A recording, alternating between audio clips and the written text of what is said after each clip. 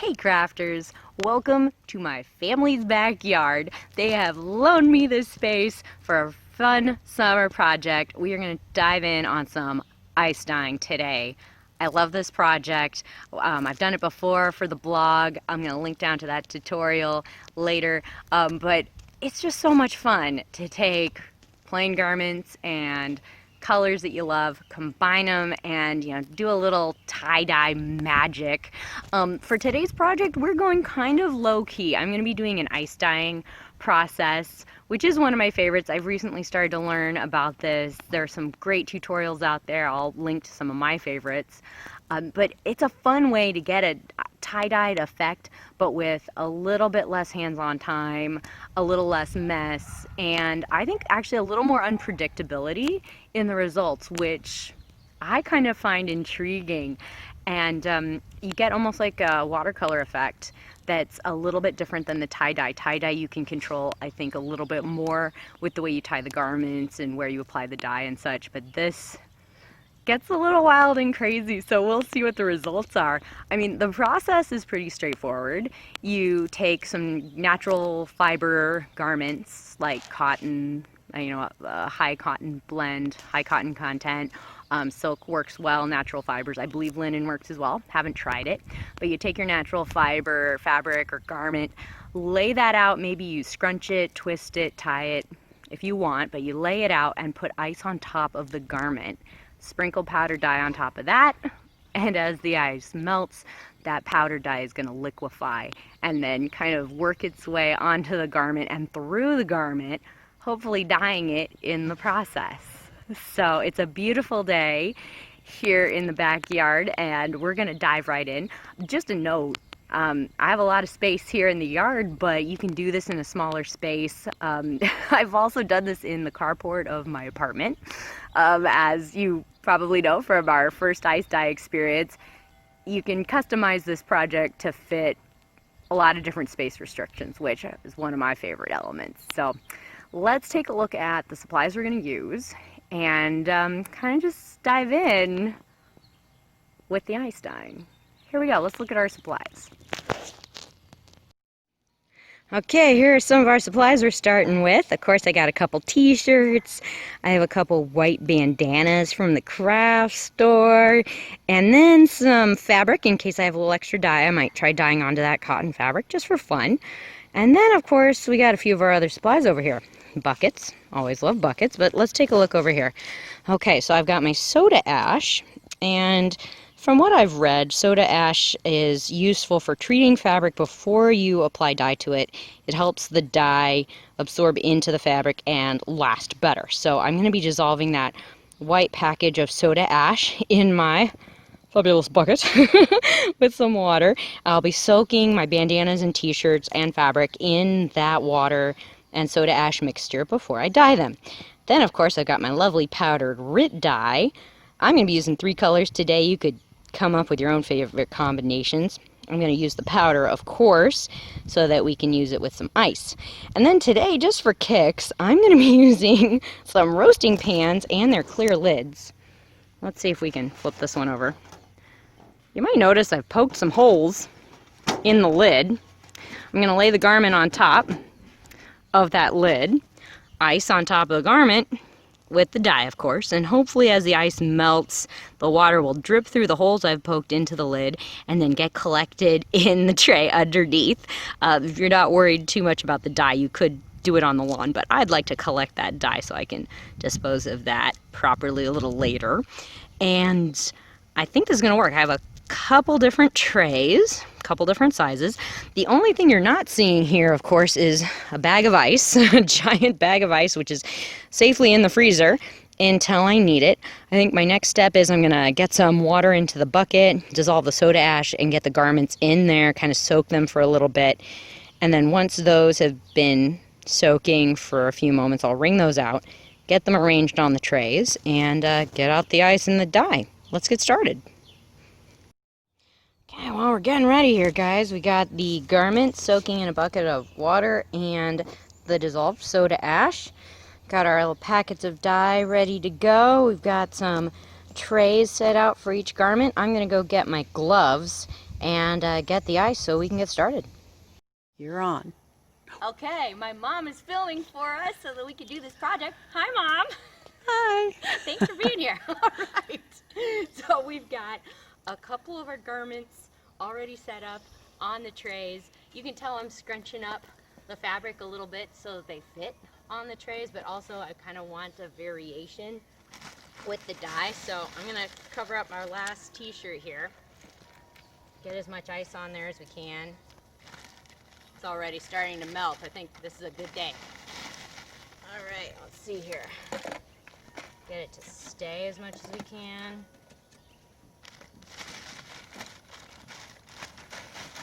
All right.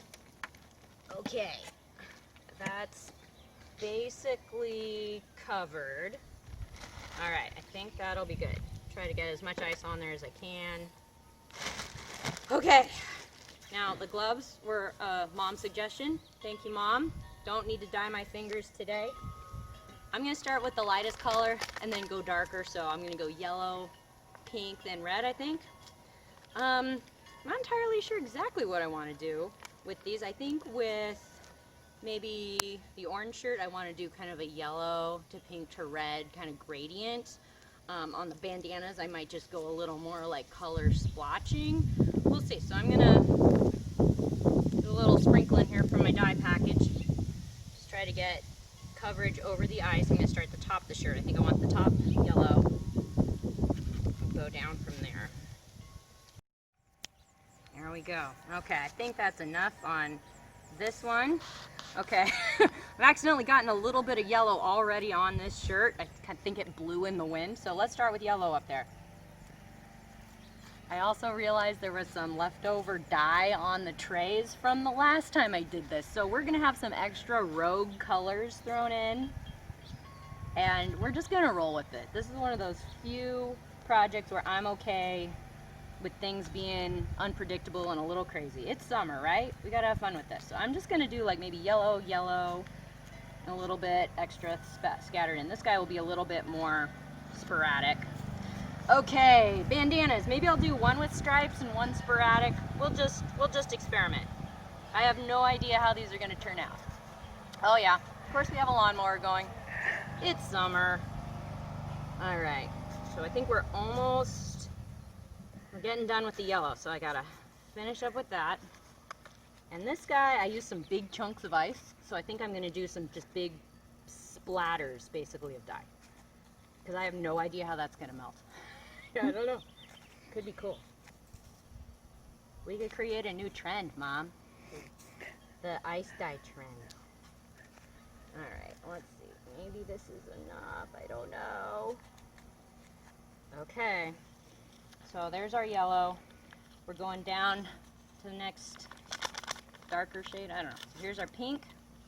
I might even try just pouring this. Okay, so I did yellow here on this shirt. I'll do pink, I think, next. Let's try, ooh, the sprinkle method. There we go. Ooh, this is gonna be a really cool color. Oh boy, I'm loving that. Okay, so we got our pink stripe, I think, on this guy. Do some pink bursts maybe on this guy. Oh boy. I think I might have found my favorite color. Okay, I got some patches maybe on this guy. Maybe a little bit there, I don't know. Okay, cool. Want stripes for this guy. Ooh, this color is gonna turn dark. I better not overdo it. Okay, maybe a little pink here, a little pink there.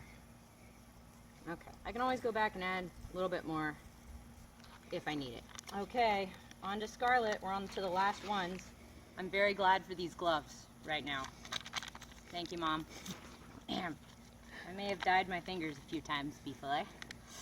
All right, Scarlet. Oh boy, going on. Whoa, that is a very definite stripe. Woo, woo, woo.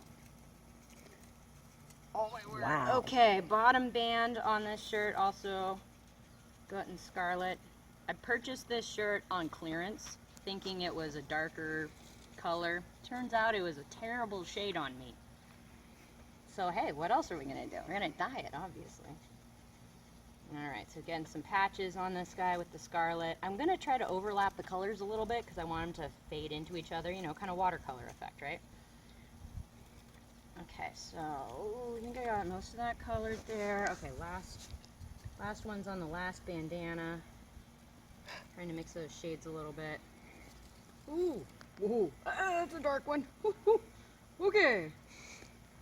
Okay, just for effect, I think I'm going to go back and sprinkle a little bit more of my yellow to try to make sure all of the edges at least have some sprinkle on it. So I have some extra white edges. Let's try to get at least a little color on those. Ooh, I'm sure that's a, oh, I love it, I love it. Yeah, that looks good. Oh my word. Okay, well the ice is already starting to melt. I can see the dye starting to liquefy a little bit. I mean, these almost look like modern art already. Wow. So I'm gonna leave these for probably a few hours, as long as it takes. And then we'll come back out once the ice has melted and we'll see how they look. See you guys then. Well, progress report, you guys. It's been about half hour, 45 minutes or so out in the sun, and things are melting. Oh my word. I'm gonna look down at these guys a little bit. I did add a little bit more ice on some of the edges that didn't seem to be getting a lot of moisture. These are looking pretty good. The dye is definitely melting. It's a good summer day project. If you do it in the shade, it's going to take a little longer. But, wow. All right, well, we'll check back in a couple hours when the ice is all melted. All right, guys. These have been out here for a few hours. The ice is totally melted. The fabric's actually kind of drying out a little bit, so I want to see what these look like. I also want to get them into a bucket of water to rinse off any extra dye, swish them around a little bit before I then get them out there into the laundry and wash them to see how they're really going to turn out. So let's just do a little opening up here. Oh my gosh. Okay, so here's the one that was orange. I kind of like the pattern, and it looks like it got the back pretty well too. Okay, so let's try to rinse off any extra dye. I might have to change the water a couple of times and rinse them a few times because I don't want to get a lot of dye in my mom's washing machine. Hi, Mom. Okay. Whoa, that's a lot of dye coming off. So I assume this color is going to fade a bit when it's washed.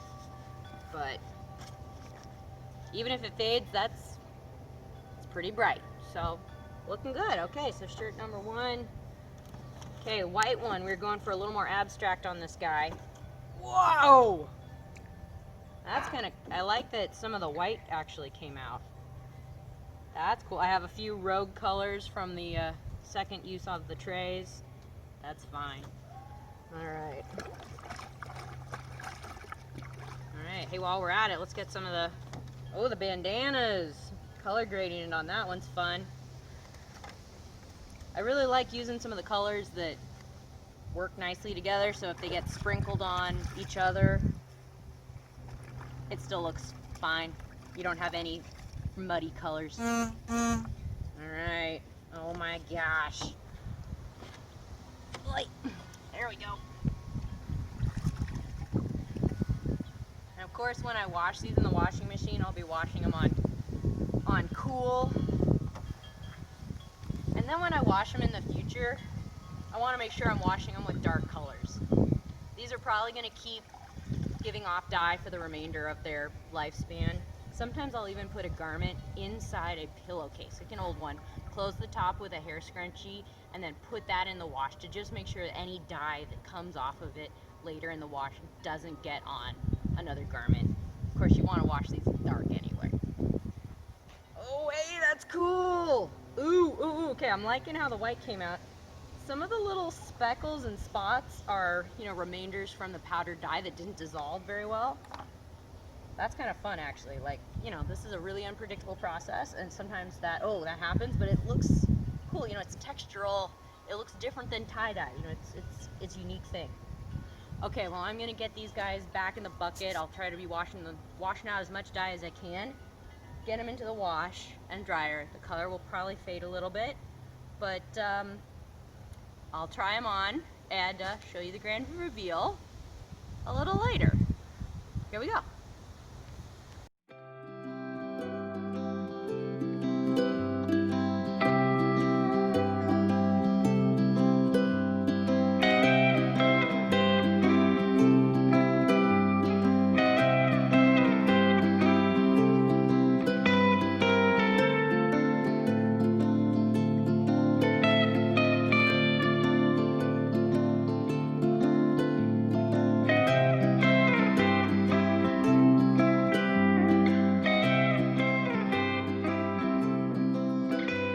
There you have it, crafters.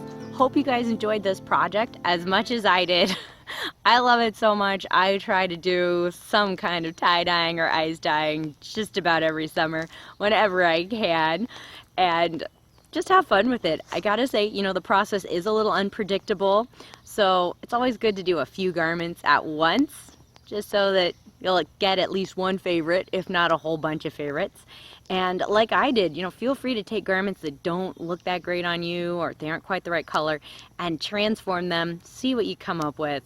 There are so many color combinations out there to try. I can't wait to try this one again. So hope you enjoyed it. Hope you have fun. I will, of course, link in the description to some of the supplies I used and other articles that we've done on tie-dyeing and ice dyeing and other favorites out there from the web and from the blog. And if you like this video, found it amusing, punch that like button to let us know. And we will see you guys next time in our next video from Partners in Craft. Stay crafty, you guys. Bye.